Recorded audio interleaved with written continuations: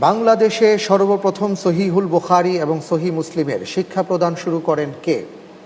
ক. হযরত শাহজালাল রহমতুল্লাহ আলাই, খ. শাইখুল হাদিস আজিজুল হক রহমতুল্লাহ আলাই, গ. শাইখ শরফুদ্দিন আবু তাওয়ামা রহমতুল্লাহ আলাই, ঘ. মাওলানা শামসুল হক ফরিদপুরি রহমতুল্লাহ আলাই। চারজন বরেণ্য ব্যক্তিদের নাম আমাদের সামনে আছে, যারা প্রত্যেকেই দ্বীনের বড় দায়ী ছিলেন, দ্বীনের অনেক বড় খিদমত করেছেন।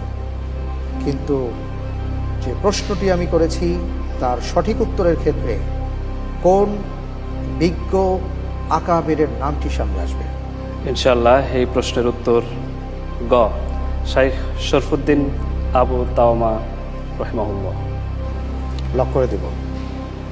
ইনশাআল্লাহ লক করে দেয়া হোক। গ.